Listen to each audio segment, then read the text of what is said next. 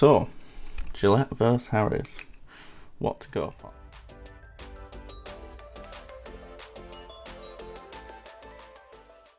So, I'm going to compare it on money, blade cases, colour, and performance.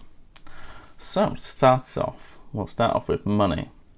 So I ran through the figures, and I thought I'd roughly go for what I use. So I use roughly 100 millilitres per month with one blade. That's how much I need.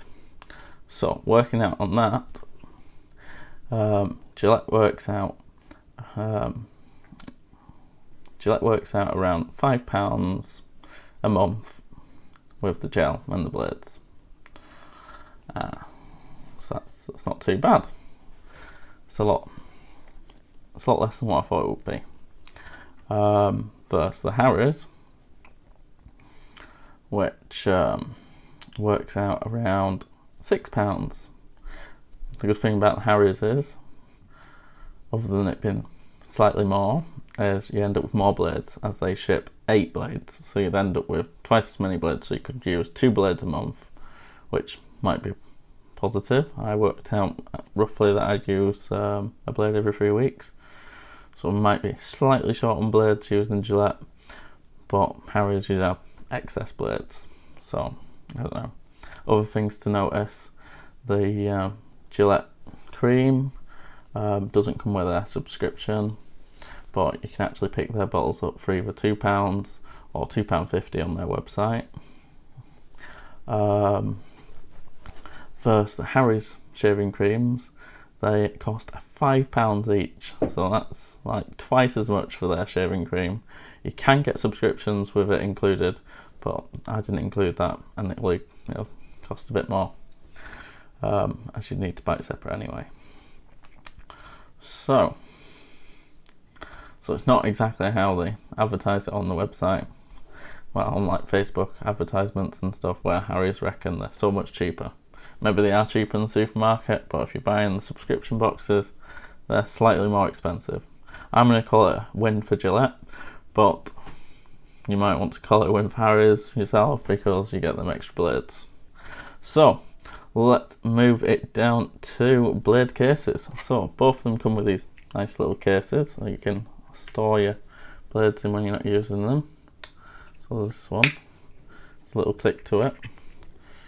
It does. Feels a bit kind of almost like tacky kind of thing. This not so much high performance, I think. It's slightly harder to get this one in, I think, than the Gillette. And then you can get that one and close that up. There's a little click. Versus the Gillette, I'm quite fond of this one. I think it feels a lot more upper market, this one. Well, it feels a lot bigger. Plenty of room for getting in. You can't. It's not really a problem with that.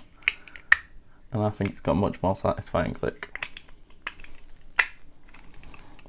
But it's not really that much in it. But I think this one's better. So I'm going to call it a win for Gillette for the blade cases. So that's 2 wins for Gillette so far.